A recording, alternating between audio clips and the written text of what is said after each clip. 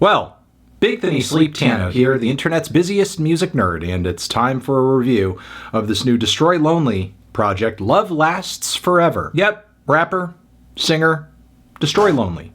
Have covered his music a couple of times on the channel before through his No Stylist mixtape, his official full-length debut album, If Looks Could Kill. And in a handful of short years, this guy has become one of the most prominent figures on the current-day trap and rage scene in the lane of rap music. And yeah, seemingly he has a lot of influence in that world, even if a lot of it has mostly come by way of him being a part of Playboi Carti's OPIUM label. Now, unfortunately, that popularity and those industry connections haven't really led to a lot of superb or interesting music from Lonely, as much of the time a lot of his tracks, in my opinion, kind of come across like just very derivative, basic, repetitive, rage-type tracks that are very, very, very much indebted to Playboi Carti, to the point where I would just call them straight-up derivative, maybe even pointless to a degree, not just because of the complete and utter lack of originality, but also a lot of his instrumental choices aren't really all that good or interesting, and his vocals, his flows often are very basic, are unmemorable, kind of feels like he's riffing through many of his tracks a lot of the time. I hesitate to call much of anything he does writing, because a lot of it just feels very kind of, you know, off the cuff. And yeah, as long as rage music continues to be such a huge and prevalent trend on the modern day music scene, I guess I sort of had no reason to assume that Destroy Lonely would do much of anything outside of just like, you know, kind of feeding OPIUM fans that rage red meat that they so desire and expect, because there's not really any reason to challenge them or give them anything different. I mean, the whole existence of the OPIUM label to begin with seems to be to give Carti fans the type of music they desire in between Carti's very spotty and inconsistent release schedule. But with all of that being said, I will say Love Lasts Forever actually did surprise me a little bit, because Destroy Lonely doesn't actually just give us a bunch of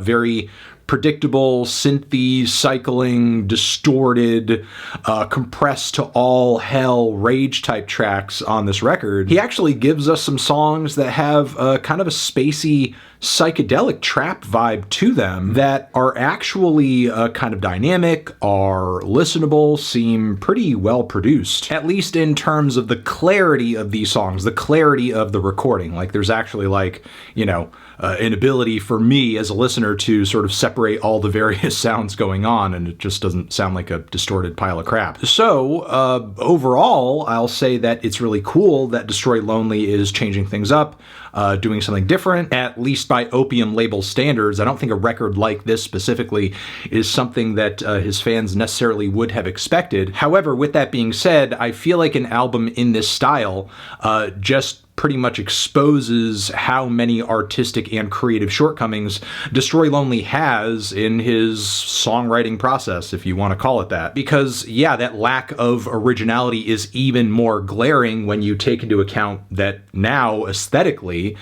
he's slid into a direction that is less influenced by Playboi Carti and seemingly has a lot more in common stylistically with the likes of Travis Scott, Lil Uzi Vert, even Don Toliver, I would say, to a lesser extent Young Thug on some tracks. But with that being said, Destroy Lonely also is vastly, vastly, vastly mediocre in comparison to all of those artists on pretty much every front. I mean, the lyricism on this record, even if we are seeing kind of an interesting aesthetic change, is total drivel when you can actually make it out, because still, at this point, Lonely is barely intelligible vocally due to his delivery, due to just very weak flows and just the overuse of effects on his voice. The production, again, while it is trap-inspired and kind of trippy and psychedelic and smooth at points, it's nowhere near as epic or as colorful as what you might catch on a Travis record, or even a Don Toliver album for that matter.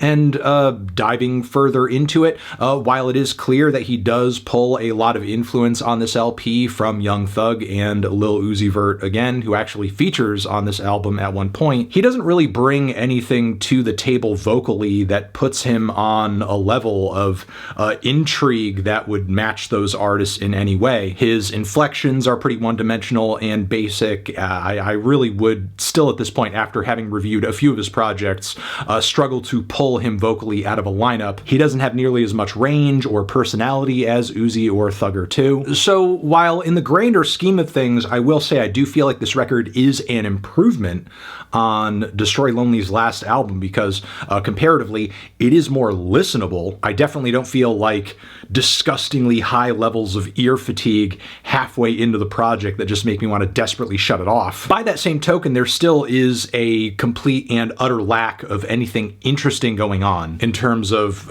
just vocals, in terms of flows, in terms of lyrics, in terms of instrumental choices too. I mean, again, while the production I think is a step up from some of the rage type aesthetics on Lonely's last album, the 808 style perks throughout these tracks are still painfully basic and plain and lack character, lack texture. Meanwhile, the spacey synth patches and lines and bits of bass that surround these rhythms, they really kind of lack anything in terms of any character as well. I feel like a lot of these beats you could either find or find similar types of instrumentals just by typing Travis Scott type beat into YouTube. So again, an improvement in some respects, but still a lack of anything interesting on this LP, unfortunately. And I also wonder on some level if whether or not Lonely's fans will be disappointed by this move into a stylistic direction that isn't so much, you know, Cardi influenced, isn't so rage, I guess. Because I think even for hardcore fans,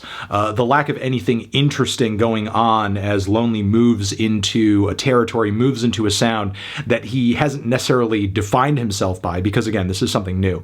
The fact that he's kind of failing to do anything all that good or stand out in this style will probably become pretty apparent. Because again, there's already a lot of this out there, but better, but way better. So yeah, I'm feeling like a strong 2 to a light 3 on this thing. Transition, have you given this record a listen? Did you love it? Did you hate it? What would you rate it? You're the best, you're the best. What should I review next? Hit the like if you like. Please subscribe and please don't cry. Hit the bell as well. Over here next to my head is another video that you can check out. Hit that up or a link to subscribe to the channel. Anthony Fantano, Destroy Lonely, forever.